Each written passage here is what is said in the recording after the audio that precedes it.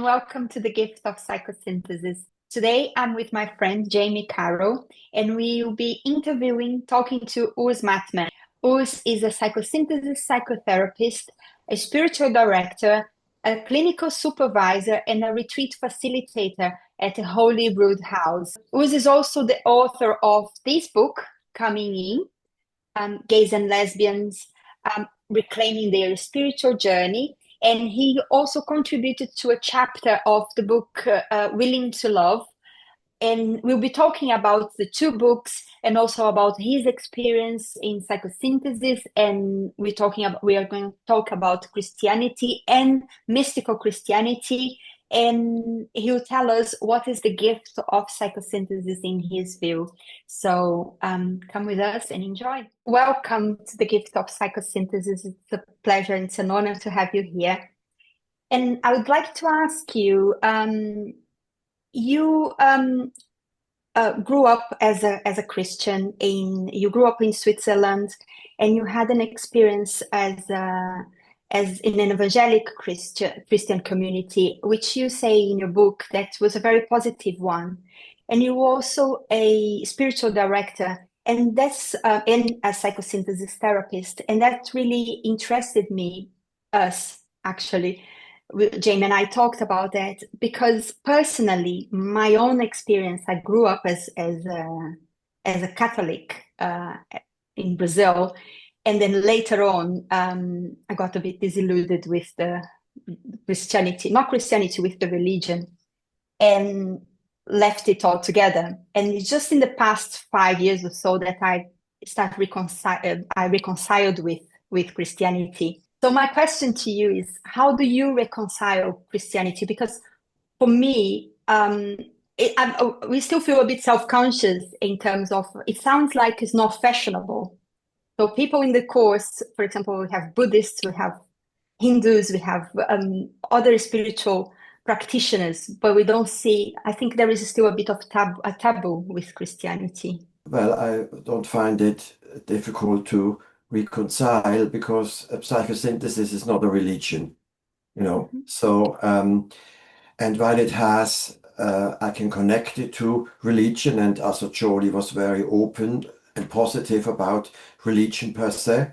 I mean, he came from a Jewish background, so he was within the Abrahamic religions, yeah. And obviously, he was careful how he integrated that as he wanted to have it recognized as a psychology, yeah, and the Mhm. psychological model and therapeutic model. So I rather look at connections, you know. So Mhm. psychosynthesis has a spiritual side. When I trained as a social worker, we had 2 years of psychology and training included in the social worker training that was in the 1980s in Switzerland. And then, of course, I noticed while we heard very briefly of Jung, you know, the question then came up, where is God in those Mhm. psychological models? Yeah. Yeah. So it's just was just missing. You know, the whole spiritual dimension was missing. And I already then thought as faith and spirituality and the Christian tradition is more than just a theological belief that you believe in with your head, you know, and then maybe the ethics you follow, but also as a spiritual dimension in you. So when we talk about the Holy Spirit in us, or Paul says in the New Testament, not I live, but Christ lives in me, then these are not theoretical statements for me. So when I talk about the psychological model, there needs to be a way of language to integrate that. You know, what does it mean we have the Holy Spirit in us when we talk about psychology? Yeah, where is that dimension? And so then when I learned about psychosynthesis, then that was a model where that could be integrated, obviously in a psychological language. And I'm not saying it doesn't matter which language you use, you know, there are obviously other aspects when you talk in a Christian spiritual language and in a psychosynthesis psychological language, but there are meeting points and there are maps you can put them together. Yeah. Yeah. So that's how I see it. And then when you do, with my clients, I introduce everybody to the transpersonal side, unless someone says, I don't want to, by doing a centering exercise where I connect what I call the true self. Yeah, there's an exercise I do, which I realize new clients are very open to. And then where I lead them to that inner space where they are whole, whatever happened in their lives. That's one way I call it. And, let's say the other words, my true self, my higher self, is this space where you're whole, where you come in contact with peace, with inner strength, inner wisdom. And do you, And if someone, us, yeah, can I just ask as well, is this the higher self of the psychosynthesis model? Do you sort of equate that with Christ consciousness? with what consciousness? Christ consciousness. Well, there is a connection, yeah. Yeah. So you can see it, it's connected, yeah. That's why when I have clients who are open to religion, I may sometimes say that connects what you may think of Christ consciousness, yeah. Yeah. So it just makes a difference when you call it that way. You connect it to Jesus Christ. And through that, you connect it to the gospel. Through that, you connect it to the story of Jesus. Yeah. So that's the difference. It's not just a switching of name. You bring in a tradition. Yeah. Hello, I'm Lara Rucroft, And I'm Jamie Carroll. and we are the hosts of the Gift of Psychosynthesis, a show that brings psychosynthesis psychotherapy to a wider attention in the world. And we're really pleased that you've joined us. If you're interested in psychosynthesis, maybe consider subscribing. And if you've enjoyed this show, please press the like button as it helps with the algorithm. From the both of us, Enjoy enjoy the show. That's very powerful, I think. Because if you feel it, Mhm, it adds another level of presence, I think, to mhm, your mhm, sessions. mhm. I was interested in your book when in the book Coming In, which you shared with us and I've read. Um, you talked about spirituality. You defined spirituality actually as the experience of the divine in our lives. And there was a really neat summary when you were talking about spirituality and the four concerns for it. And you talked about for the spiritual life and the journey. And you talked about meditating regularly, developing dialogue and friendship with people on a spiritual path, integrating spiritual experiences into your life, and getting fluent in one form and of spirituality and not flip-flopping between various disciplines. Mhm. And I suppose that's sort of got me thinking, brings us to, I suppose, the mystical Christianity that you've just been alluding to there. And could you say a little bit more about what appeals to you about mystical Christianity and what experiences you may have had going inwards? Yes, yeah. I grew up in a more conservative evangelical tradition, where there was more the image of God outside, yeah, which is for me still true. There is God also outside, not just inside. And and there was a talking about Holy Spirit in us, but it was more a theological thought than something you experience, yeah. And so what appealed to me then with the mystic tradition and intelligent and wise approach to experience God within, yeah. I mean, I also had encounters with the so-called charismatic movement. There might also be good things, or the Pentecostals. It's very ecstatic. But then it's then the question, where comes then, shall I say, it needs also to be contained. You also need to come in contact with wisdom, and it needs to broaden your consciousness. Yeah. So I was impressed by the Christian mystics, when you think those who lived hundreds and hundreds of years ago, Julian of Norwich or Teresa of Avila, John of the Cross, how what they brought for their time in knowledge and about personality, about surfing, about justice, about inner processes, Teresa of Avila, the interior castle, as a symbol of the soul. So I was impressed with that, and that touched me. And over the years, obviously, it's then also became a personal experience. I mean, with 18, I had out of the blue a great spiritual experience where there just was energy flowing in me, and I recognized that as God's love in me. That's very simplistic said now. And then later, through the contemplative path, I also attended These services. I think These is songs are a very contemplative way of singing, yeah, to getting into a deeper space within, reading mystical texts. And then also, obviously, it's then also important to connect it to the world outside. Yeah, I'm not called to be a hermit somewhere. And one person that was helpful was Richard Raw, who wrote the foreword of my book, Yeah. Coming In.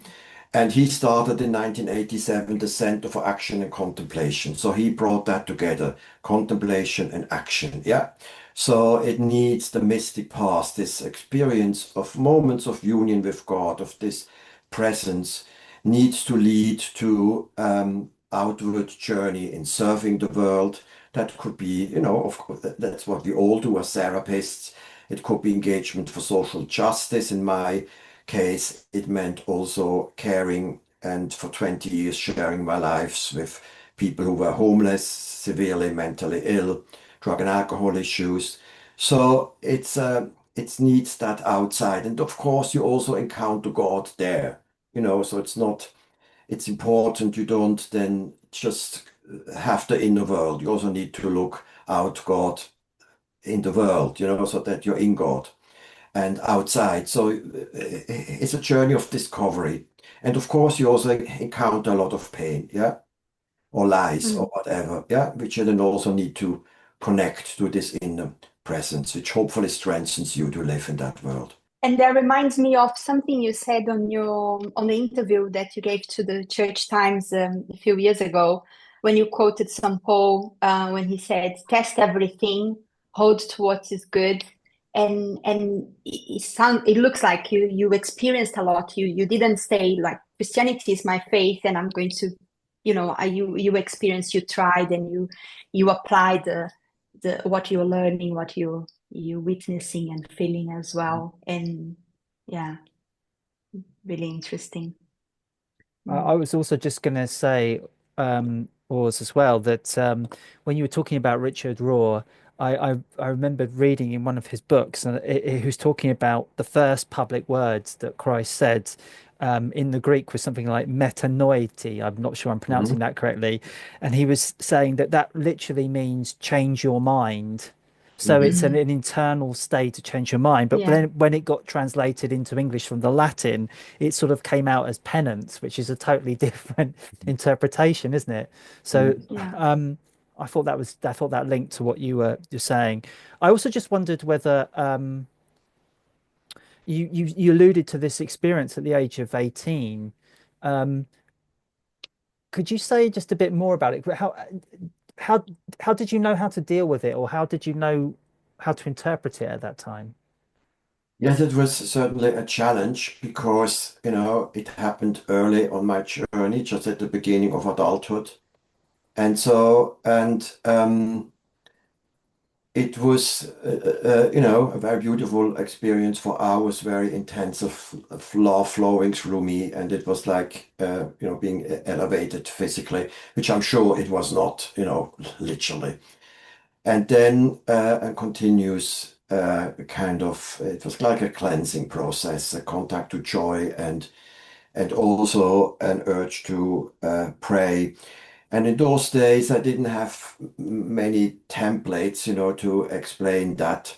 So I had to search, I mean, I then was then our minister in the church was part of the charismatic movement, and that was, of course, an explanation. It's the baptism of the Spirit, as some would call it. And then I went to a charismatic conference and just I knew that was the not for me, that what I experienced there, where it was so joyful that you got depressed, so it was somehow becoming Mhm. unreal. and people telling me, young people, they had some experience and the Holy Spirit had healed everything, Mm. So they had basically saying they had no more shadow. Yeah, They're all light. mystic flight, we call it, don't we? Yes, yeah. Mystic flight. Oh. And so that did not work for me. But then I also went to the United States for an exchange program, where I saw different forms of churches and I think what then ultimately settled it more is the contemplative path. When I met the ecumenical community in Switzerland, which had meditation, contemplative practice, contact to These, um, so that helped it to settle and ground.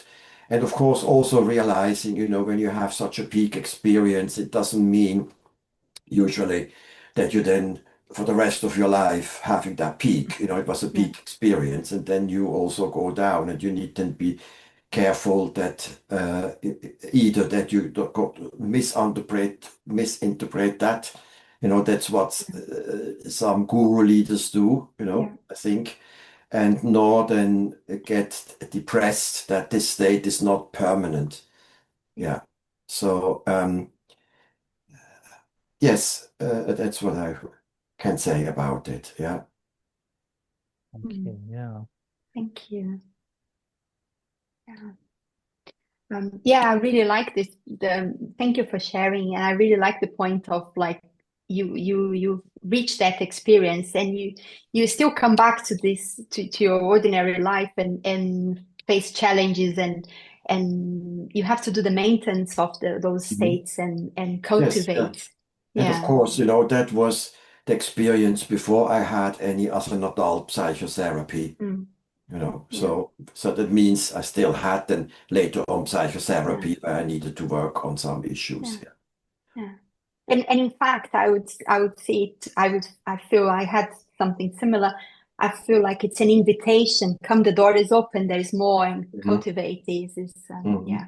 Yeah, actually, also before I just do that though, I just want to perhaps just set the context for those who are watching who perhaps aren't aware of it. When we're talking about this sort of mystical Christianity and the experience that Oz is talking about, um, is the one of the main characteristics of it is that it's this internal contemplation and this movement that Oz was talking about that Richard Rohr and others have been trying to bring out is to revive this ancient tradition of um, Christianity that goes within, that really tries to change the self rather than is performative and perhaps external or showing up at church. It's a very different view of that religion. So I just want to put that out there because as a bit of context for everyone who wasn't aware of that.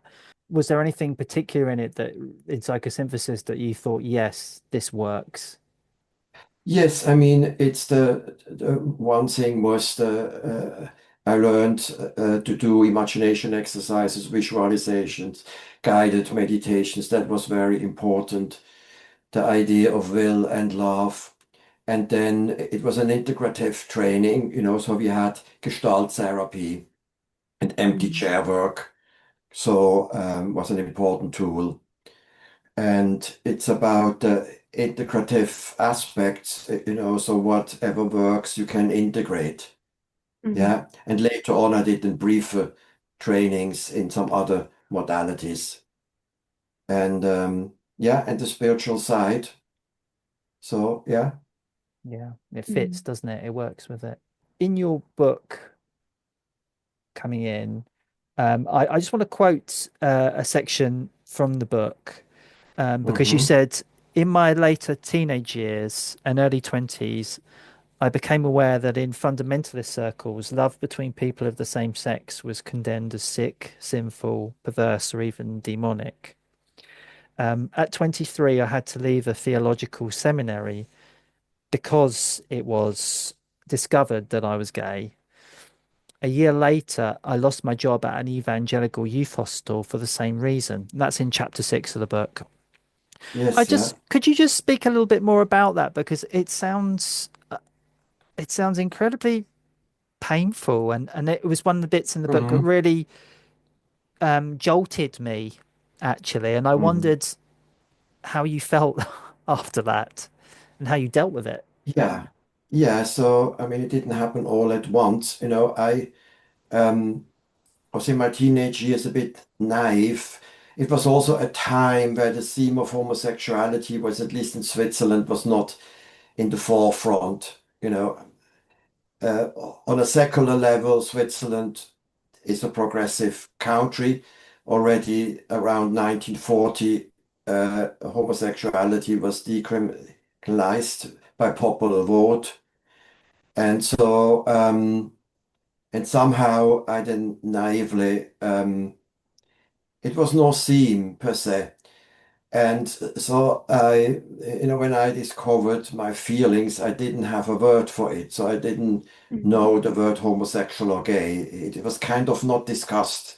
That's all different now. Obviously, Mm. that were the 60s and 70s. And only when I read the word somewhere in a newspaper, I then went to the lexicon, and looked it up, and then I realized, oh, that's different. That's me. And then I had also some positive encounters with our minister in the church, and was the first person I told it, and a few other open-minded Christians. And then only then I realized there's actually in the church and also in other religions a massive block of negativity, around Mm. the issue. And but at that point, I already met the first gay and lesbian Christian groups, first in Germany briefly, and then in the United States. So in that year in California, which was a pioneer place to be in those days. Um, I was in Sacramento, that's close to San Francisco. So I attended as many gay and lesbian Christian groups I could and learned from it. And so when these things happened, I already had some background, some backup, that I knew I was not Mm. alone in the world. I also had some positive friends in Switzerland. Um, I was not, as it hurt, obviously it hurt a lot, and was very sad and angry. Um, and at this point, the way forward was for me not going to the press. And so that's something that would have overwhelmed me. So I just moved on, and it's so the belief, that when the door closes, another one opens. So, and You're being very, very matter of fact about it. yes, so now, of course, it's 40 years ago. Yeah, Yeah, that happened 40 years ago. yeah. And of course, it didn't happen all in one day. Mm. And it's just, so I just giving up in the negative sense of world Yeah. doesn't exist in my vocabulary. Mm. I move on. Yeah. That And I resilience. fight on. Yeah. Yeah. And Mm. so I then, it also helped, for example, when I had to leave that youth hostel, I found that Christian community, which was very liberating. Then I was selected among about 80 candidates for 15 spaces as social worker. So that was a success. So I had also success experiences. Yeah. So it was not all bleak, and there was no physical violence. I just read a book recently by an American activist who worked for decades in the homelessness sector. And what he shares, what happened in the 1990s, 80s, 90s in the United States, how Mm. parents who are very fundamentalist, when they find out the child is gay, what they do, they Yeah. physical violence, Yeah. throw them out. So I never experienced the worst that could have happened. Yeah. Yeah. Or I'm on Facebook in contact with a few gay men in Africa. So what they have to experience is what I had to experience Yeah. is little what they have to experience. So I always see it in perspective and say, you move on. And then in therapy, then I Yeah. address that as well. Yeah, so that was one of the themes in my first long-term psychotherapy I had. So I Yeah. I addressed it, the pain. Yeah. Mm. Mm. Yeah. Well, it's good. Mm, I mean, it's good to see that you're not harboring it all these years later. It doesn't define that Mhm. you, especially, you've moved Yes, you beyond it. are victim at a certain time, Mm, but you don't develop a victim mentality that your identity is that of a victim, you yeah, know. yeah. yeah. So, You edit your narrative and yeah, yeah. Mhm. Mm. I can relate with some things you shared. The difference, for example, being in Switzerland. I'm from Brazil, and I have an auntie who is trans, and she's on her 60s, and it was quite difficult, very very isolating, and yeah, I witnessed a lot of injustice. I can't speak on her behalf, but it was not fair at all and quite difficult times, not only for her but that community. So yeah, it's quite wounding, but also formative in many ways. Yeah. Um, and would you tell us what inspired you to write the book? I have some ideas, but I would like Yeah, to hear so that was from you. also a process. I didn't just one day decide to write a book. Mhm. Um, by the time I was writing it, I had over 20 years of activism, yeah, gay Christian activism. Uh, in Switzerland, I had this experience in the United States. Had to start a European Forum for gay and lesbian Christian groups, and I started 1991 a gay and lesbian based church project in a big inner city church in Basel. And in 1997, I started to facilitate also retreats for gay men or gays and lesbians. And so that was the experience I had on one hand. So I tried out a lot of things. Those worship services that I mentioned were very experimental, So it was not a traditional service we were Mm. dancing. There was body work. There was discussion groups. So I could experience and invent exercises or brief sermons. So there was material growing. Mm. Yeah. And then also from psychosynthesis training, I gained knowledge to give the book also a bit of therapeutic angle, which it has. It's not a therapy book, but it has a Yeah. therapeutic angle. And out of that, I started to write it. So when I started to write it, I already had quite some material, exercises I did, brief mini sermons I gave, in the church or so. Yeah. So there was already some material, and Yeah. I also had access to first-rate gay spiritual books, which Mm. I also then inspired me.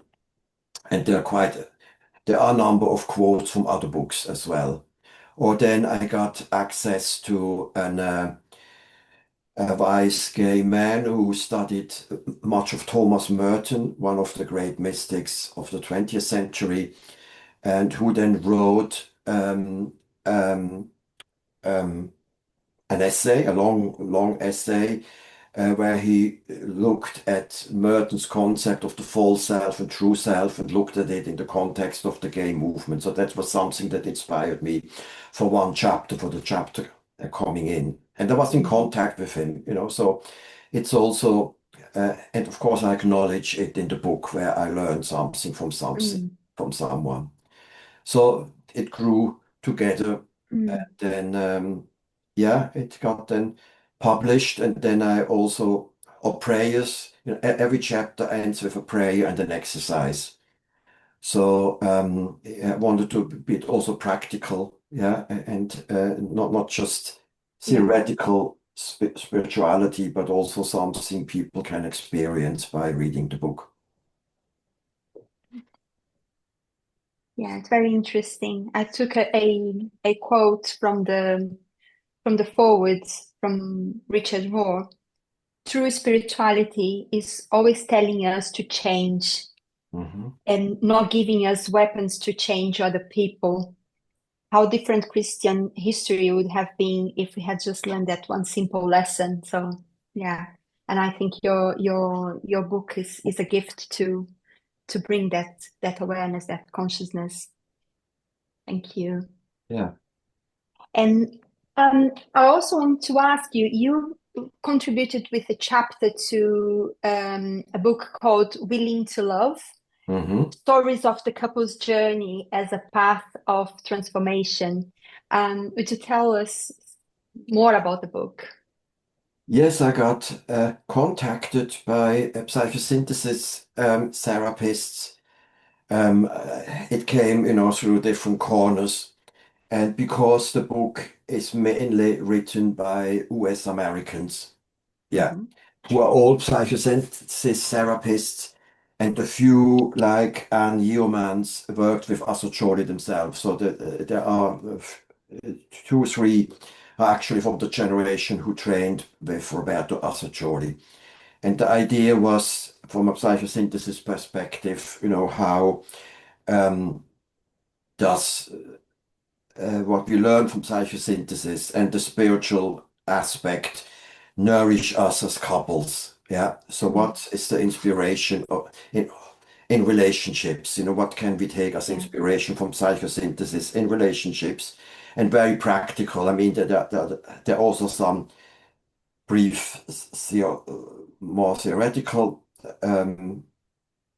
texts, and also exercises, but it's also interwoven into the story of the couple. So they're all long-term couples. Yeah. Yeah. In one case, there is also the partner died 2 or 3 years ago. So, and that's also included in the book. And there are 9 couples. 9 are heterosexual, 2 are homosexual. And of those 2, it's me and my partner. And then the other is a lesbian couple who lives in Yorkshire. Yeah, who wrote as a chapter. So it's very diverse, Of course, the relationships all have a common ground, but it's yeah, and also, there are also some of the couples went through very difficult times, and that's also, included. So it was not all smooth running, which obviously is often the case in partnerships that last. Yeah. Yeah. What I love the idea about this book is we sometimes, people in general, and myself in the past perhaps, we have this idea of the therapist, this idealized idea that the therapists have everything figured out and their relationships are quite healthy all the time, which is a fantasy in a way, but also is a comfort, because when we look for a professional, if you're looking for a personal trainer or fitness trainer, you want to know this person is fit, applies what he's teaching. And as therapists, we keep it quite private.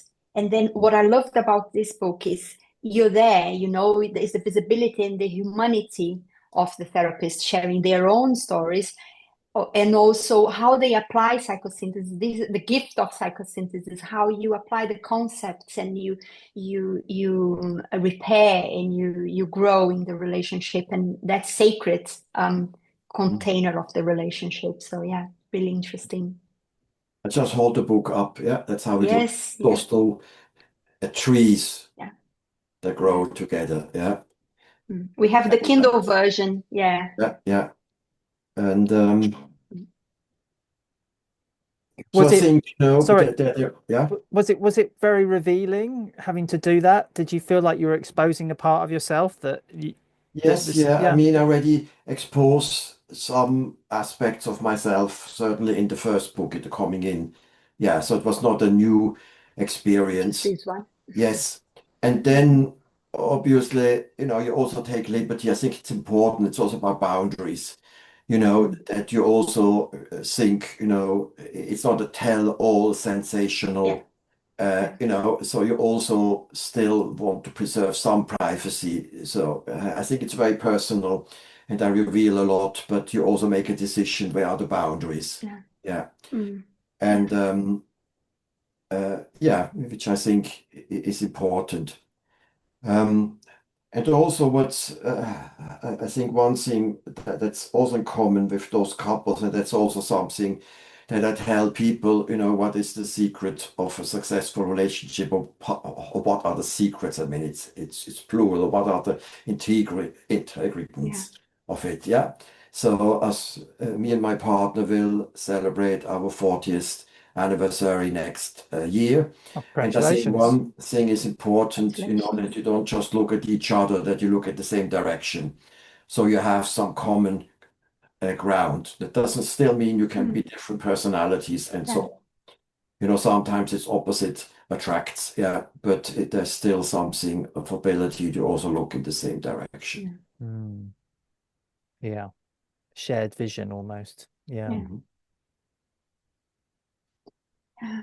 Um, I would like to ask you, thank you. I would like to ask you one final question, Mhm.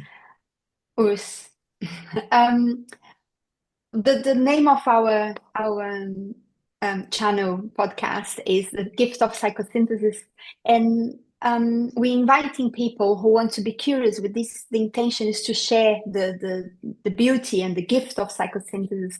I want to invite you to share what is for you, what is the gift of psychosynthesis for you and in your life, if you can Mhm. say Yeah, a few sentences. well, it's an expansion of language of what happens at the depths of my being. Yeah. Mm, So finding, increasing my vocabulary about that. So complementing the religious language, how to speak about it. mm, And then the gift is also that it's obviously works with clients. So, I don't use yeah, that as a job title or anything on the website, but it's in the end, I see myself as a healer and as a channel. And psychosynthesis is a very important tool to being able to do that. Yeah. yeah. And I have a focus now in trauma work and, where this is very important. Yeah, I like that. The Thank you. idea of the expanding the vocabulary so that you can Mm. see something new. Yeah, understand better. Yeah, thank you. Thank you for your contribution, for your Yes, work, and yeah. thank you for being here with us. It's been a Yes, pleasure. yeah.